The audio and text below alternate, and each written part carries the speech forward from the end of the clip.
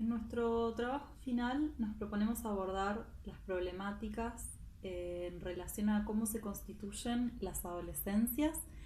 y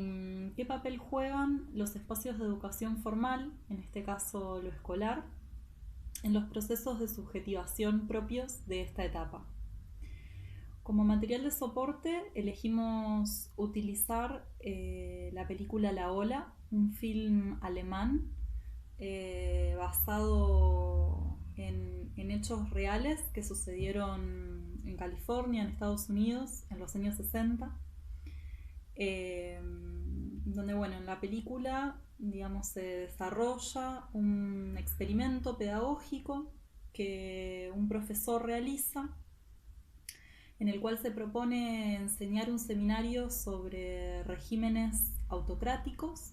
a través de experiencias vivenciales de autoritarismo en sus clases. Desde el lugar de privilegio y de poder que ya un docente ocupa en un aula, Wegner, el profesor,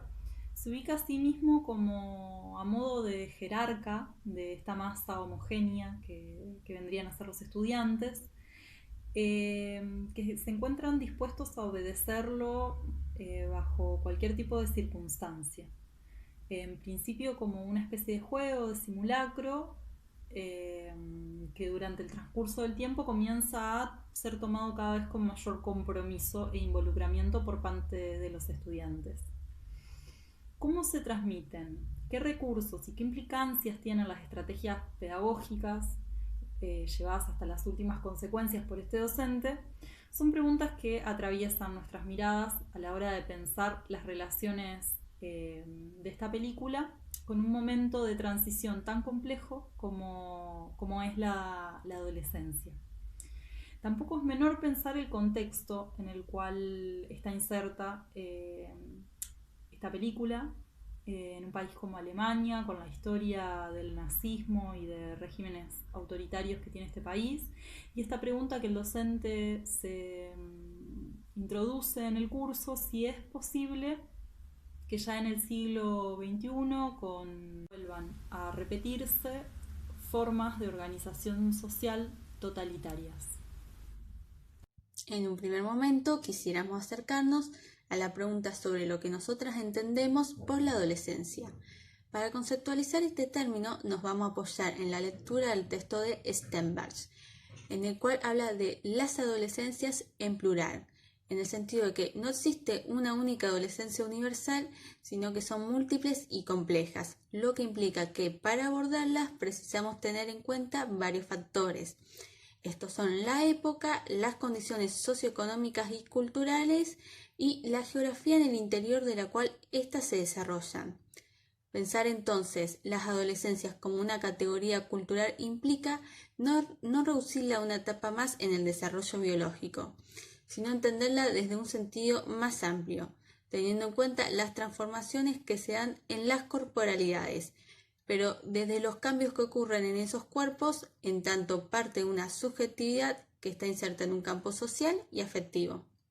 Nos gustaría sumar una perspectiva que aporta Rodulfo, quien caracteriza las adolescencias como un inmenso campo transicional de ensayo, para referirse a un momento donde atravesamos experiencias en las cuales la prueba y el error son protagonistas y se tiende a oscilar entre lugares antagónicos en una constante búsqueda de lo propio. Las adolescencias son pensadas entonces como un campo, como un territorio complejo que se va delimitando difusamente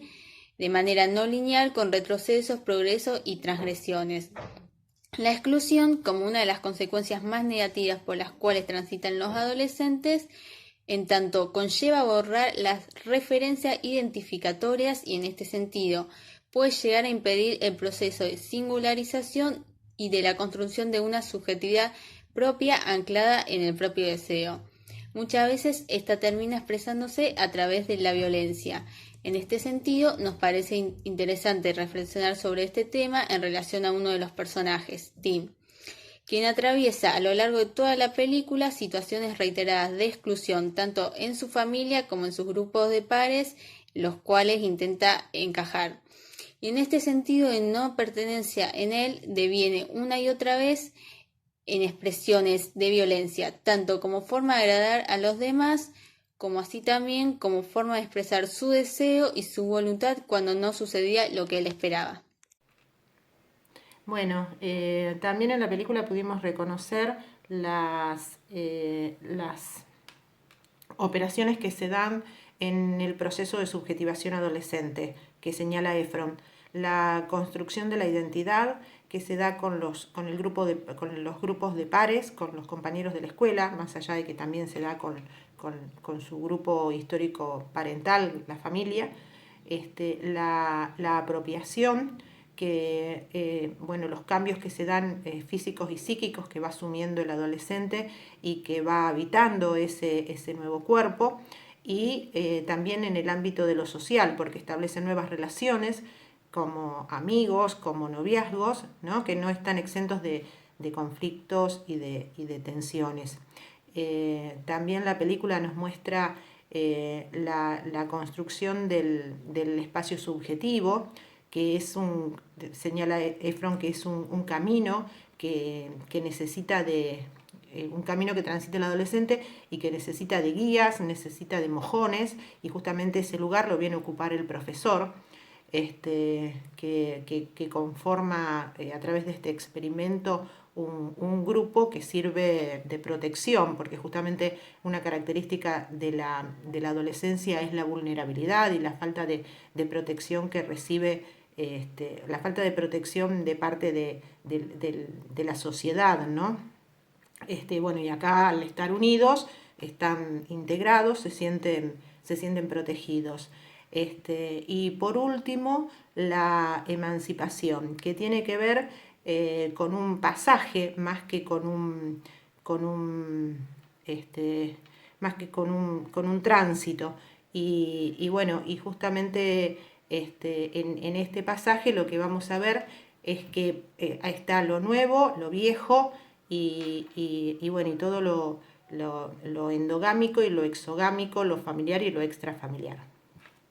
Una de las preguntas que nos hacíamos al ver la película eran, cómo se podía llegar a analizar la relación entre el profesor y los otros profesores,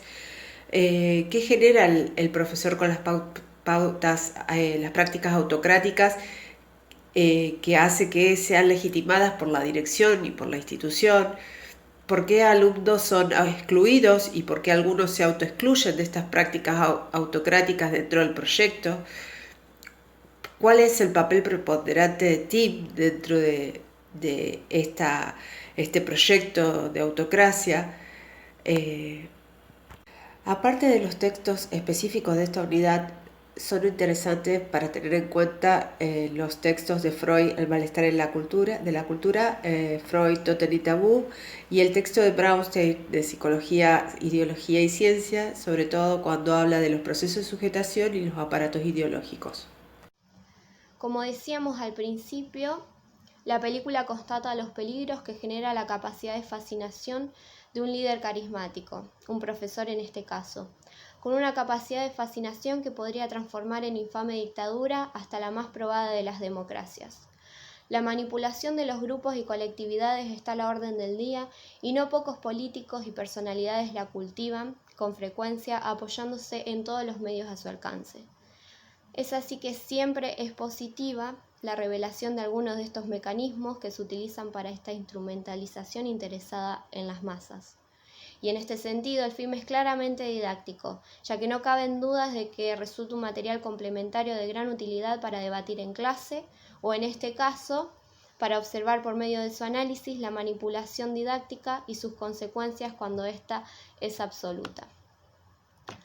Realizando una crítica al estilo de Foucault, se puede también observar claramente el espacio de poder que significa la institución escolar, donde un simple salón de clases se convierte en el espacio ideal para que un profesor pueda reproducir prácticas impensadas en una convivencia democrática avanzada. Todo un entramado simbólico establecerá dicho objetivo, desde el logo de pertenencia, la vestimenta, el saludo, el lenguaje, entre otros. Es así como se puede observar detalladamente en el transcurso de la película un sacrificado proceso de pertenencia y a su vez de exclusión.